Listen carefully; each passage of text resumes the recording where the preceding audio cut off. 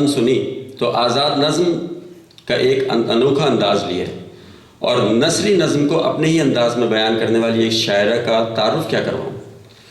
उन्होंने मुतअद्दिद बार औरत पर होने वाले मज़ालिम पर और हुब्बुल वतनी पर कलम उठाया।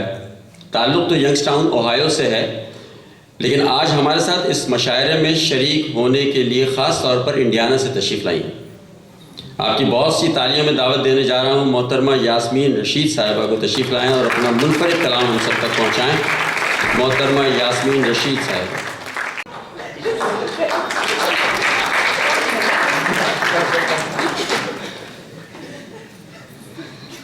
शुक्रिया बहुत बहुत। मुझे आप हर दफ़ा मेरी सांस फूल जाती है, ज़रा मुश्किल होती है थोड़ी सी। मुझे हर दफ़ा यहाँ पे इनवाइट करते हैं और मैं अपनी मर्ज़ी से जो मेरे दिल में आता है वो मैं पढ़ के सुनाती हूँ। आज मुझे ख़ास तौर पे कुछ दोस्तों ने कहा कि कोई उदास चीज़ मत सुनाना, लेकिन अफसोस से कह रही हूँ कि मेरे पास सिर्फ उदासी ही है, उसके अलावा मेरे पास कुछ है नहीं। मैं आपको एक अपनी किताब में से पुरानी एक नज़्म पहले सुनाती हूँ। किताब की इजाज़त से मोना साहिबा, मुझे अगर वो मिल जाए तो। इस नज़्म का उन्वान है खुदकशी।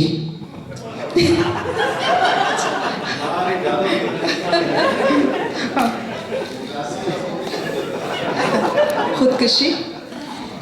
किस ओर समंदर रहता है, कोई किनारा हाथ ना आए। दिल सूरज मध्यम होकर दूर कहीं पर डूब गया है। पानी पे चलती काली सड़क पर लम्हों को हिसार में बांधे पाँव चलती ये धक धक करती आँख। हस्ती का खोज लगाने, होनी के इसरार समझने, पानी ऊपर चलती सड़क पर पीछे पीछे जाती है। क्या राज है ये, जो जाता है खो जाता है। मैं जाके ज़रा देखूं तो सही, पाताल में उतरूं।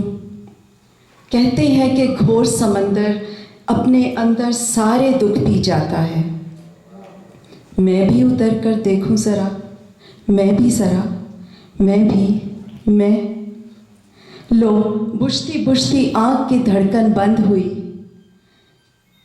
गहरे सागर की बाहों में होनी के इसरार समझने मैं तो पूरी डूब गई।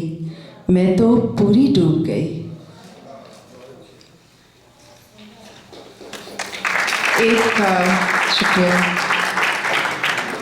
एक नज़्म और आपको औरत ही पर लिखी थी।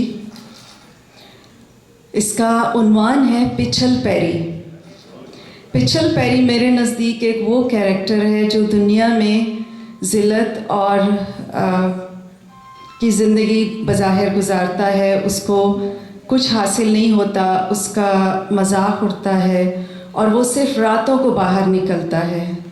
और माएँ अक्सर अपने बच्चों से कहती हैं कि देखो शाम को बाहर ना निकलना, पिछल पैरी आ जाएगी। तो ये पिछल पैरी वो मजबूर औरत है जो दिन के वक्त लोगों का सामना नहीं कर पाती और वो रात को छुप छुप के निकलती है। पिछल पैरी। कहीं दूर बहुत कोहरे में खड़े कुछ महल चुबारे धुंधले से, कुछ आवाज़ें मेरे पीछे मेरे जिस्म को छूने आती हैं। मैं नंगे पाँव आवाज़ों से दूर निकलकर अंगारों पर चलती हुई रूह ढूंढती रहती हूँ। मैं पाँव जली, मैं जन्म जली पिछल पैरी, आसेब ज़दा गलियों में अपना जिस्म लिए रूह खोजती रहती हूँ और आग के दरिया में बहती दर्द के नौहे गाती हूँ। मैं मर्तों में ना जीतों में, आधी अंदर आधी बाहर, मेरा जिस्म कहीं मेरी रूह कहीं। मैं हूँ भी या कि हूँ ही नहीं। मेरी रूह भी मुझसे भागती है और जिस्म मेरा खाली खाली, न ही नाम मेरा न घर कोई। मुझे लोग तवाइफ कहते हैं।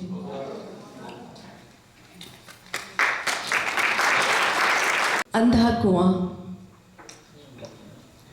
वहम के सिलसिले जैसे रेशम की डोरें उलझती रहे, फिसलती रहे और कोई भी सिरा हाथ आ ना सके, कहीं भी किसी पल ठहर ना सके, उलझती ही जाए सिमट ना सके। वहम तारीक अंधा कुआं सल्ब कर ले बसारत मेरे जहन की कि अक्लो खिरत में दिखाई न दे, अक्लो खिरत भी दिखाई न दे। वहम की तीरगी में मुक़य्यद ये कुछ ख्वाब जो ख्वाब भी तो नहीं, न ताबीर और न मुक़द्दर कोई। ये सहमे हुए जहन के साथ पर्दों में ज़ख्मों की मानिंद चिमटे हुए। वहम के सिलसिले खौफ का एक अनजान रास्ता जो दिखता तो है पर ये होता नहीं।